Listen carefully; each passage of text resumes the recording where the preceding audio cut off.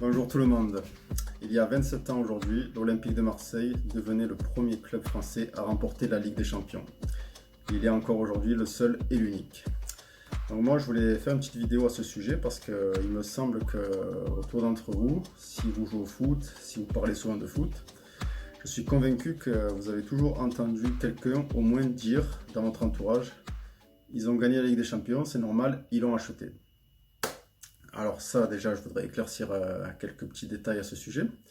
C'est que l'Olympique de Marseille n'a jamais acheté la finale de la Ligue des Champions contre le Grand Milan AC. Ce qui s'est passé, pour être clair, pour remettre un peu les pendules à l'heure, surtout aux jeunes qui écoutent les anciens souvent dire des conneries, les anciens anti-OM, je précise, c'est que l'Olympique de Marseille, pour ce qui est de parler de la magouille, on va dire qu'ils ont certains dirigeants de l'OM ont envoyé de l'argent, on fait parvenir de l'argent. Bon, après, je te raconte pas les détails parce que sinon, c'est Dallas ou Santa Barbara, on y passe toute la nuit. Ils ont fait parvenir de l'argent à trois joueurs de Valenciennes, donc en l'occurrence Glassman, Robert et Buruchaga, pour qu'en gros, ils lèvent le pied contre l'OM, 4 jours avant la finale contre le Grand Milan, pour éviter que certains joueurs de l'OM soient blessés pour ce grand rendez-vous. Donc, pour ceux qui disent qu'on a acheté la finale de Ligue des Champions, c'est faux. C'est archi faux. Mais bon, comme il y avait 4 jours d'écart entre les deux matchs, entre Valenciennes et Milan, souvent les gens qui connaissent pas trop les tenants et les aboutissants de cette histoire, souvent associent les deux matchs. Donc la magouille d'un match l'associe à l'autre match. Sauf que la Ligue des Champions qu'on a gagnée en 93, ben, l'Olympique de Marseille l'a amplement mérité. Donc certains te diront, ouais, soit vous l'avez acheté, soit il y avait des petits clubs à l'époque, soit il n'y en avait pas beaucoup. Donc déjà, laisse-moi te dire qu'il y avait le tenant du titre, le FC Barcelone, qu'il avait gagné l'année précédente contre la Sampdoria de Gênes en finale grâce à un superbe coup franc de Ronald Koeman. Il se trouve que le FC Barcelone, eh ben, ils se font sortir dès les huitièmes de finale. Les huitièmes de finale qui étaient avant la phase de poule qui se jouait juste avant la finale. C'était une autre formule à l'époque. Donc le FC Barcelone se fait sortir juste avant de rentrer dans les poules finales. Et dans les poules finales, ben ouais, ben on est tombé contre le CSK Moscou, Bruges, et le dernier c'était les Glasgow Rangers. D'ailleurs qu'on a fait match nul à l'aller, match nul au retour, je crois. À vérifier, il me semble que c'est ça. Et 1-1 et 2-2.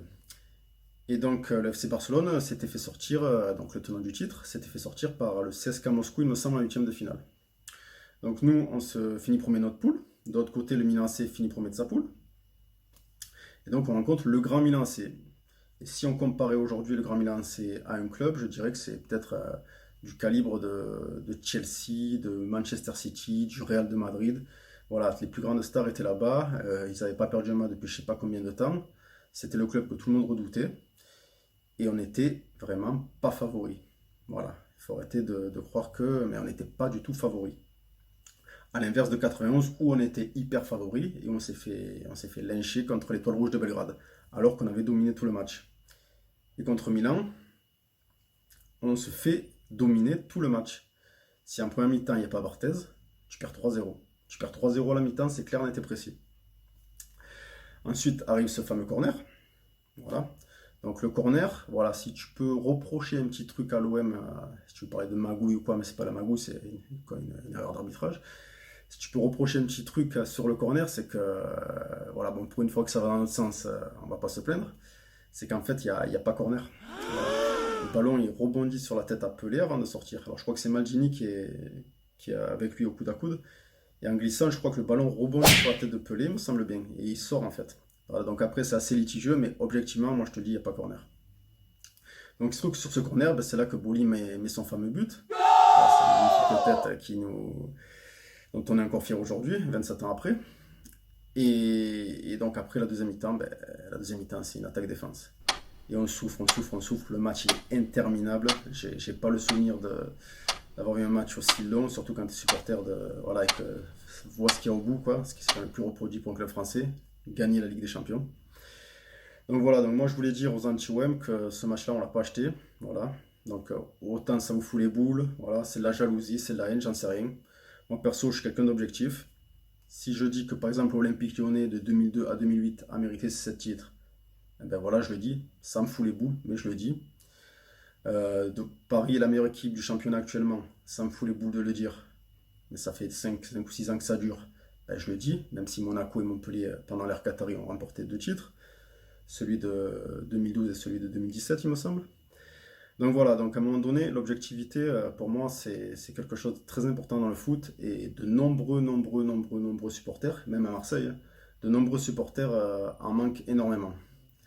Donc voilà, au lieu d'écouter des cons vous dire que l'OM a acheté la finale de la Ligue des Champions, j'ai un truc à vous conseiller. Si vous aimez vraiment le foot, que ce soit un club que vous aimez ou un club que vous aimez pas, vous rematez ce match. Vous rematez ce match et vous verrez que tout ce que je viens de vous dire, c'est vrai. Si à un moment donné, tu me dis que le match a été acheté, alors que Barthez, il te sort les arrêts de folie pendant la première mi-temps, que normalement tu prends 3 pions, c'est parce qu'il faut les voir qu'il fait. Je pense que Fabien Barthez n'a jamais fait un aussi bon match de toute sa carrière. Voilà, pourtant il en a fait des gros matchs. Mais ce jour-là, voilà. Dans les cages, c'était juge de raid, ça passait pas, je te le dis. La loi, c'est moi, c'était lui. Voilà, non mais sincèrement. Donc voilà, donc après voilà, donc la vidéo va se terminer. Mais je voudrais bien qu'elle ait eu un impact cette vidéo sur des jeunes qui sont peut-être pas pour l'OM ou des jeunes qui n'étaient pas au courant de tous les faits, les tenants, les aboutissants de tout ça. Qu'elle ait un petit impact, même si elle n'a pas que sur une personne, ben moi ça me fera plaisir quoi. Mais une personne ouverte d'esprit, voilà, comme moi quand je suis objectif envers l'Olympique Lyonnais ou envers le PSG, voilà. Moi j'aime le foot, j'essaie d'être objectif au maximum, faites-en autant.